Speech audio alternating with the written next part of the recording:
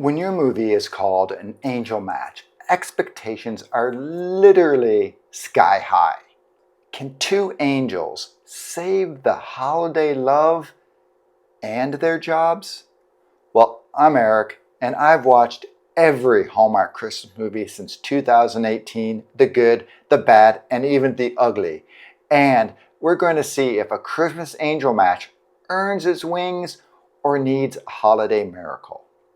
This movie stars Benjamin Ayres, who at this point is pretty much Hallmark royalty.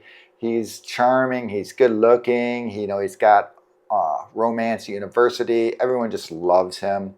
And then you have Meghan Ory, who she's a little bit more up and down for me, but she's absolutely stunningly beautiful in this one. And she actually wrote this movie as well. And it's directed by Christie Will Wolfe. And Christie Will Wolfe, I'll be honest, I'm not the hugest fan of her directing. She's got more misses than hits for me, but she did do a 5-Star Christmas, and that movie was fantastic. So in this movie, you basically have, it's like, I forget, Cloud Central, who runs the Angels, or Christmas Cloud Central, something like that. And they have to go down around the holidays and they create all these love connections. And you've got Michael, who Benjamin Ayres plays. He's a youngster at 97 years old in angel years. And he bucks the trends. He doesn't follow the rules. He does things like drinks, hot cocoa, which angels are not supposed to do. And then you have Meghan Ory's character, Monica, and she's the total rule follower. She's also been doing this since a long time. She's 560 years old. She has a series of Best Angel Awards, and she's been nailing it, but she's kind of in a little bit of a slump. So Gabriel decides, hey, I'm going to match you two guys together, and you're going to go down and create this love connection. So it's that classic, enemies to lovers type story plot that happens. And also what's going on in the backstory is we're led to believe that the whole place is about to go through some celestial downsizing if they don't get this right. So they get, assigned their couple who they're supposed to get together. And of course, they disagree on how they're supposed to do it. And, off they go until, of course, at the end, they come together. And surprise, there's a little angel love that happens, which it's not going to be a spoiler because this is a Hallmark movie. And we all know how Hallmark movies end, right? What do I think was good about this one? First, like I said before, Meghan Ory is absolutely stunningly gorgeous. I loved her wardrobe in it. She's just pretty nice throughout it. At first, she is a little kind of too uptight for this, being the rule follower. But by and large, I did like her character, and I thought it was pretty good.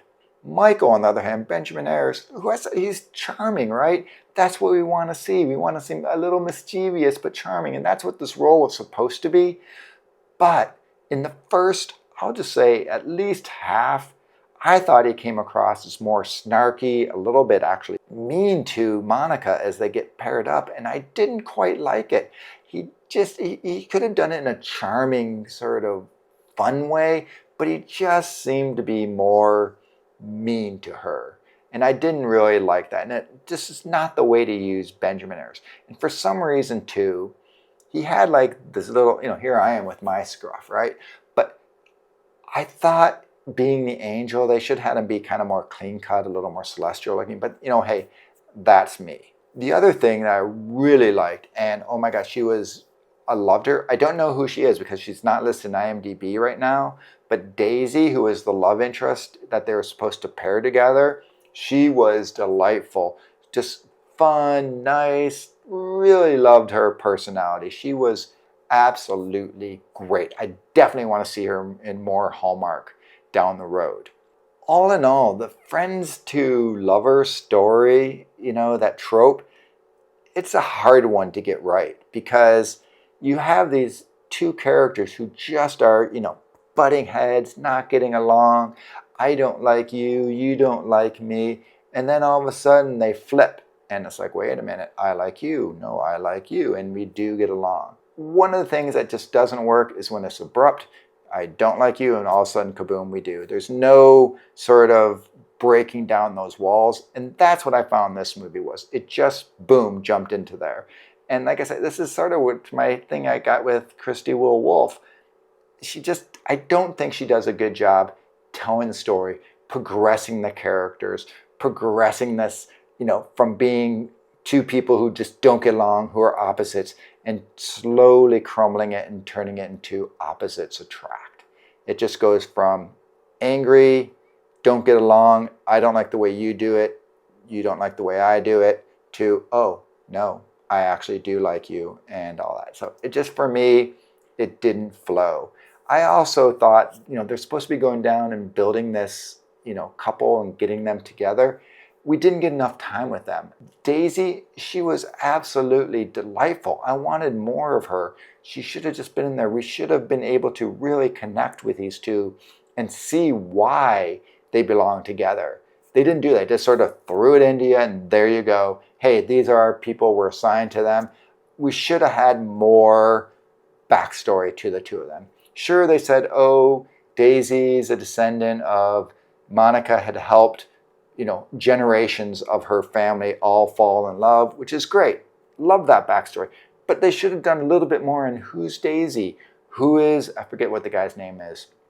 I'll call him Daniel because I think that may be it. But, they should have showed a little bit more of them. Let us get to know them, a little bit more of those characters. But they just sort of crashed in and out and didn't like it. There's also like a karaoke scene in there that could have been like a ton of fun, and they kind of missed out. And they did a flash mob. Like, flash mobs are really a thing still. I don't get it. But they had this flash mob scene, and it could have been fun, but it didn't quite land.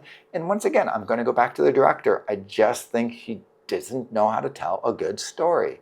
And it could have been Meghan's, what she wrote, but I find it more, for me, the directing. And the other thing is, I didn't quite get, like, they're angels, but you can see them and they can interact, but somehow they're not able to be, like, noticed other than when they want to be noticed. And it just was weird for me. The consistency of this movie just didn't flow. So, let's go to Ghost of Christmas Always. That's the way you use an angel. Love that movie. That is an all-time classic. This one didn't do it. And if you look historically, usually what happens is Hallmark, they've been starting out with, a movie on Friday, Saturday, Sunday. And the second movie is usually a powerhouse great movie. It's a really good, strong one. And this was the second movie because Hallmark's only doing Saturday, Sunday. But this one didn't quite land for me. You got like Scouting for Christmas, movies like that. Christmas Kismet, I still have, oh my gosh, jazzy PTSD. But you have like those movies, the Sunday movies, and those really are usually weak. And that's where this one landed, Sunday. And I think it sort of kept that trend. They don't expect big audiences on Sunday maybe, and so they put some of their weaker movies there. And that's kind of how I felt. I know a lot of people really did like it, but I personally think those people are just blinded by, having Benjamin Ayres, who, like I say, great guy. He's funny, he's charming, but he was underutilized, and we didn't get to see those things that we want to see in this movie. It just felt like it was almost an angelic crime to what they did to him.